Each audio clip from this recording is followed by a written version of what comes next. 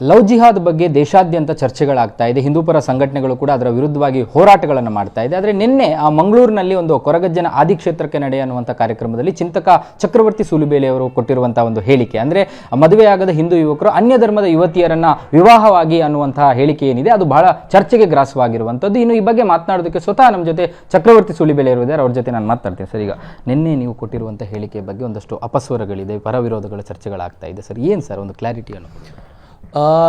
In fact ಚಕ್ರವರ್ತಿ ಸೂಲಿಬೇಲಿ hate speech ಮಾಡ್ತಾರೆ ಅಂತ ತುಂಬ ಗಲಾಟೆ ಮಾಡ್ತಿದ್ರು. ನಾನು ಆ್ಯಕ್ಚುಲಿ ಲವ್ ಸ್ಪೀಚ್ ಮಾಡಿದ್ದೀನಿ, ಪ್ರೀತಿಸಿ ಅಂತ ಹೇಳಿದ್ದೀನಿ. ಇದರಲ್ಲಿ ಏನು ಕಾಂಟ್ರವರ್ಸಿ ಅಂತ ನಂಗೆ ಗೊತ್ತಿಲ್ಲ. ಲವ್ ಜಿಹಾದ್ ಅಂತ ನಾವೇನಾದರೂ ಮಾತಾಡಿದಾಗ ಅದಕ್ಕೆ ಕೋಪ ಬರುತ್ತೆ. ಭಾಳ ಜನ ಹೇಳ್ತಾರೆ ಪ್ರೀತಿಗೆ ಜಾತಿ ಮತ ಪಂಥಗಳಿಲ್ಲ, ಪ್ರೀತಿಗೆ ಧರ್ಮಗಳ ಬೇಲಿ ಇರಬಾರ್ದು ಅಂತ. ನಾನು ಅದನ್ನೇ ಹೇಳಿದ್ದೀನಿ. ಹಿಂದೂ ಗಂಡ್ಮಕ್ಕಳು ಕೂಡ ಪ್ರೀತಿಸ್ರಪ್ಪ. ಹಿಂದೂ ಹೆಣ್ಣು ಮಕ್ಕಳನ್ನು ಬೇರೆಯವರು ಜಾತಿ ಮತ ಪಂಥಗಳನ್ನು ಮೀರಿ ಪ್ರೀತಿಸ್ತಾರೆ. ನಾವು ಅದನ್ನು ಸಮರ್ಥಿಸ್ಕೋಬೇಕು ಅಥವಾ ಅದನ್ನು ಒಪ್ಕೋಬೇಕು ಅಂತ ಎಲ್ಲರೂ ಮಾತನಾಡ್ತಿರುವಾಗ ನಾನು ಹಿಂದೂ ಗಂಡ್ಮಕ್ಕಳಿಗೇನು ಹೇಳಿದೆ ಅಂತಂದರೆ, ನೀವು ಕೂಡ ಅದನ್ನು ಅನುಸರಿಸಬೇಕಲ್ಲ. ಬರೀ ನಾವು ಯಾವತ್ತೂ ವಿಕ್ಟಿಮ್ ಆಗಿದ್ದೀವಿ ಅಂತ ಎಷ್ಟು ದಿನ ಅಂತ ಕಣ್ಣೀರು ಹಾಕೋದು?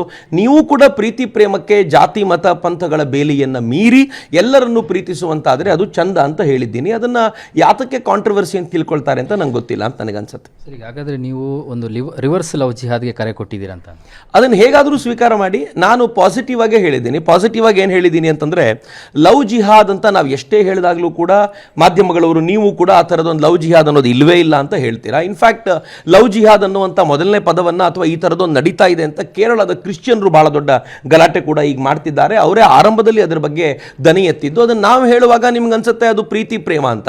ಆದರೆ ಇವತ್ತು ನಾನು ಅದೇ ಪ್ರೀತಿ ಪ್ರೇಮದ ಅಸ್ತ್ರವನ್ನು, ಪ್ರೀತಿಯನ್ನು ಹೇಗೆ ಅವರೊಂದು ಅಸ್ತ್ರವಾಗಿ ಅದನ್ನು ಬಳಸ್ಕೊಂಡು ಹಿಂದೂ ಧರ್ಮದ ವಿರುದ್ಧವಾಗಿ ಇಲ್ಲಿನ ಹೆಣ್ಣು ಮಕ್ಕಳನ್ನು ಕನ್ವರ್ಟ್ ಮಾಡುವಂಥ ಪ್ರಯತ್ನ ಮಾಡ್ತಿದ್ದಾರೋ, ಒಂದು ಈ ಪದವನ್ನು ಬಳಸಿದರೆ ನನಗೇನು ಬೇಜಾರಾಗೋದಿಲ್ಲ, ದಂಧೆಯನ್ನೇ ನಡೆಸಿದ್ದಾರೋ. ನಾನು ಯಾಕೆ ಇದನ್ನು ತುಂಬ ಸ್ಪಷ್ಟವಾಗಿ ಹೇಳಬಲ್ಲೆ ಅಂತಂದರೆ, ಮೊನ್ನೆ ತಾನೇ ಉತ್ತರ ಪ್ರದೇಶದಲ್ಲಿ ನಾನು ದಿನಕ್ಕೊಂದು ಘಟನೆಗಳನ್ನು ಈ ಥರದನ್ನು ಉಲ್ಲೇಖ ಮಾಡಬಲ್ಲೆ. ರಿಫಾಜ್ ಅನ್ನುವಂಥ ಒಬ್ಬ ಹುಡುಗ, ಅವನು ರಾಜು ಅಂತ ಹೆಸರನ್ನು ತನ್ನನ್ನು ಬದಲಾಯಿಸಿಕೊಂಡು ಹಿಂದೂ ಹೆಣ್ಮಗಳನ್ನು ಪುಸ್ಲಾಯಿಸಿ ಮದುವೆ ಆಗ್ತೀನಿ ಅಂತ ಹೇಳಿ ಅವಳ ಜೊತೆಗೆ ದೈಹಿಕ ಸಂಬಂಧವನ್ನು ಬೆಳೆಸ್ಕೊಂಡು ಆ ವಿಡಿಯೋನ ಇಟ್ಕೊಂಡು ಅವಳನ್ನು ಬ್ಲ್ಯಾಕ್ ಮೇಲ್ ಮಾಡಿರುವಂಥ ಘಟನೆ ಬಂದಿದೆ.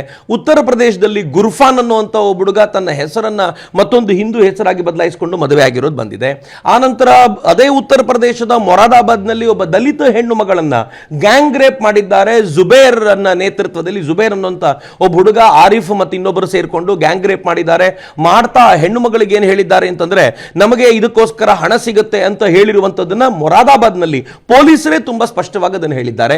ಇದನ್ನೆಲ್ಲ ನಾವು ಹೇಳಲಿಕ್ಕೆ ಹೋದಾಗ ನೀವು ಅಜೆಂಡಾ ಇಟ್ಕೊಂಡು ಮಾತನಾಡ್ತೀರಾ ಅಂತ ಹೇಳ್ತೀರಾ. ನನಗೆ ಬಹಳ ಆಶ್ಚರ್ಯ ಅನ್ಸುತ್ತೆ.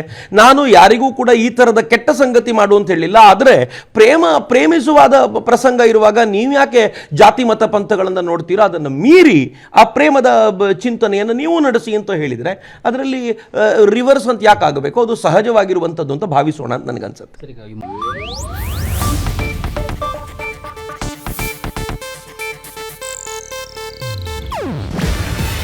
ಇದು ಏಷ್ಯಾನೆಟ್ ನ್ಯೂಸ್ ನೆಟ್ವರ್ಕ್ ಪ್ರಸ್ತುತಿ. ನೀವು ನೋಡ್ತಿದ್ದೀರಾ ಏಷ್ಯಾನೆಟ್ ಸುವರ್ಣ ನ್ಯೂಸ್.